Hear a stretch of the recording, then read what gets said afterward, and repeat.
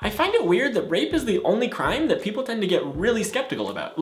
It's also the easiest to lie about, along with child molestation accusations. But I find this claim that rape is the only crime people tend to get skeptical about rather hard to believe. Even in cases where crimes have obviously been committed, an investigation is still required to apprehend the correct perpetrator. Like, you could come up to someone and say that someone stole your car or vandalized your house or something, and they'd be like, oh no, that's awful, I'm sorry, are you okay? But go up to that same person and say that you were raped, and it's likely that their response will be more like, are you sure?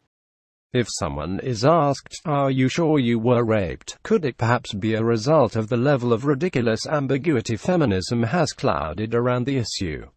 For example, are you sure you were raped, or did you just have a drunken one-night stand, later regretting your poor decision-making? Either way, it doesn't matter, because nobody says this shit. It's fucking stupid. Did you really fight it? Weren't you kinda asking for it? And this isn't okay. We have to believe survivors when they come forward with. Most people would be inclined to believe a close friend or family member if they came forward with these accusations, myself included.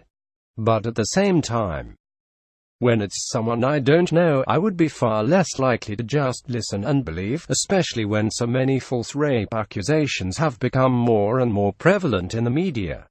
When it comes to strangers of whom I have no personal relationship with, I have about as much reason to believe the claims as I would the man in the white van promising me speakers worth $3,000 for a mere $200. Here are 10 lies we're told about rape survivors that are not true at all. Number 1, they're lying about being raped. There are a couple of angles to this one. The first is that, statistically, this is most likely not true. About 2 to 8% of reported rapes end up being false reports, which is lower than the 10% of false reports for other crimes. And that's not.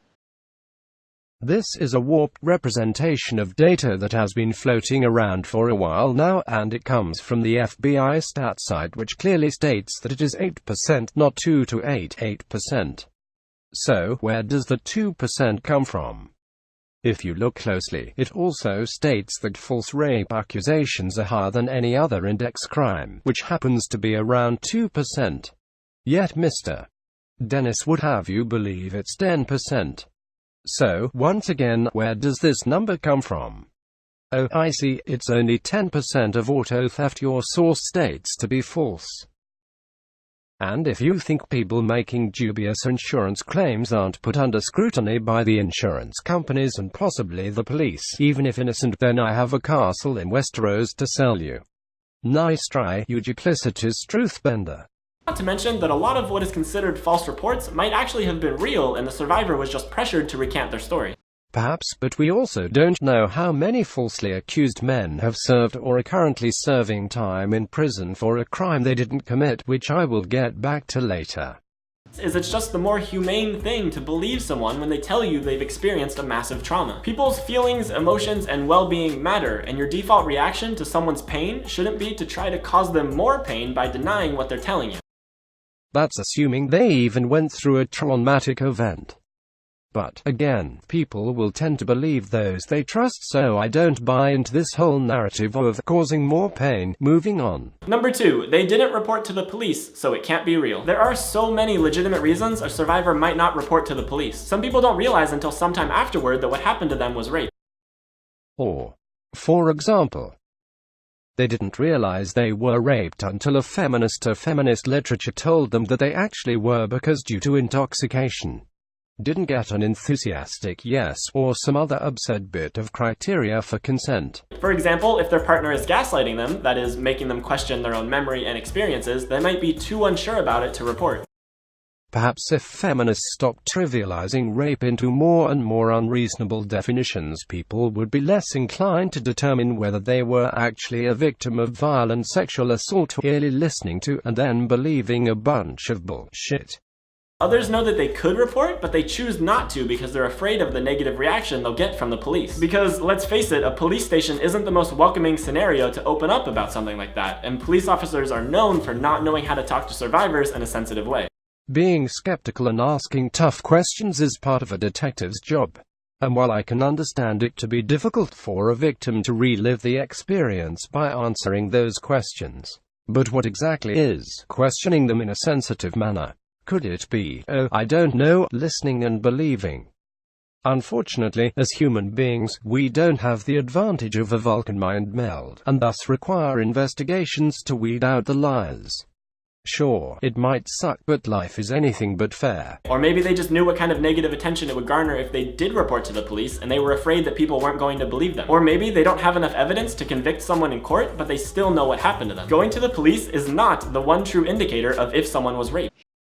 Yes, there are many reasons one may not go to the police. In fact, let's look at the rape stats where I come from in good old Canada. Explanations provided by victims include: the incident was dealt with another way, 61%, it was not deemed to be important enough, 50%, it was considered to be a personal matter, 50%, or they did not want the police involved, 47%. One-third, 33% of victims who did not report felt that the police could not do anything about it, and approximately one-fifth, 18%, believed that the police would not help them.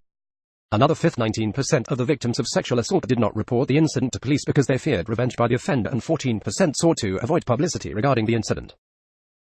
As you can see, the reasoning behind not contacting the police varies, but in most cases it's because it wasn't considered a big enough deal to get the authorities involved. Which is good, because otherwise the judicial system would be congested with reports every time someone got their ass grabbed in a club. Number 3, there are discrepancies in their story, so it can't be true. PTSD is a powerful, powerful thing, and it can really screw with your memory. After extremely traumatic events, it's incredibly common for survivors to misremember things. It's true that an actual victim probably would not remember a traumatic event with 100% accuracy.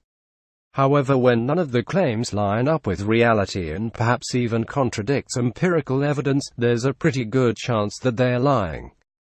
Two good examples include the UVA case and the Jian Gomeshi trial, where the accusers were shown to be void of anything even resembling honesty.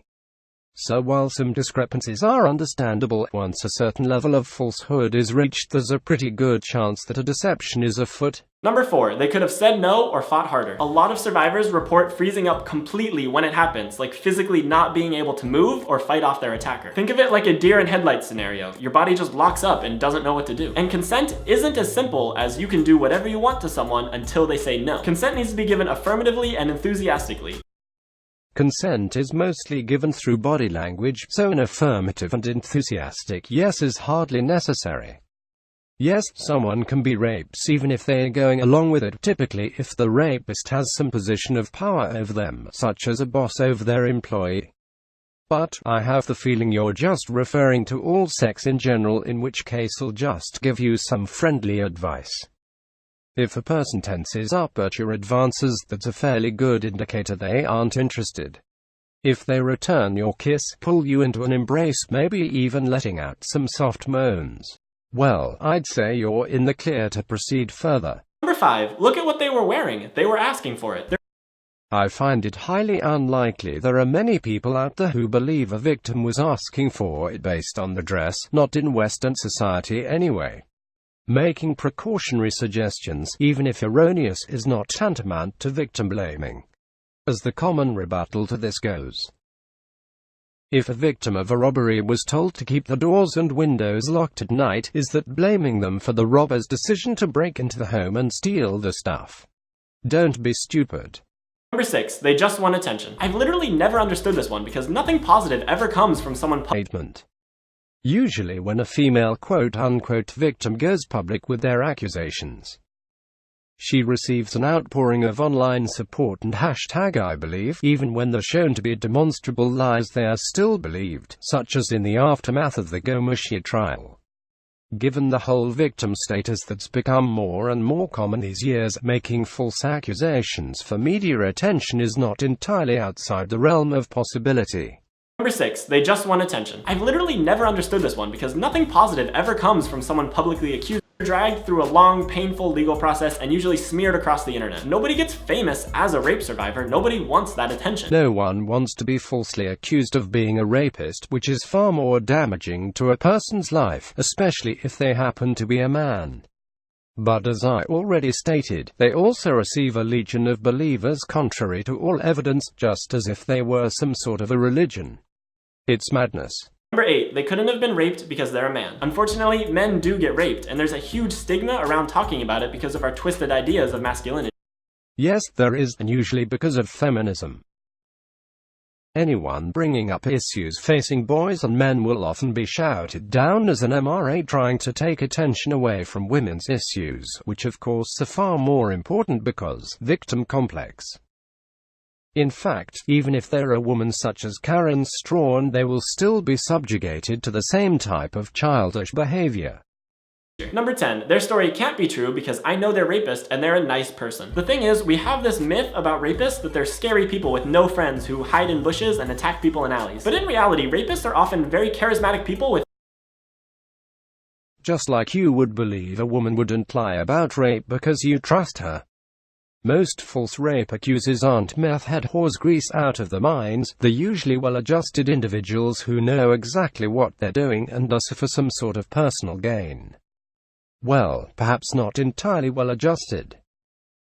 So, those are the 10 lies we're told about rape survivors and why they're not true. Please believe survivors. We need to change the culture we live in to be one where survivors are respected and believed. I noticed he uses the word survivor instead of what they really are. Accusers. Even if they really are telling the truth, the hypothetical victim is still making an accusation, and for our justice system to function effectively we must observe a measure of impartiality when trying to determine the truth between two conflicting claims. What you are saying here is we should all just willy-nilly believe because feelings. Remember when I said we don't know how many men are put in jail over false rape allegations? Well, here's just a few examples of why we all, not just the judicial system, should not automatically believe accusers.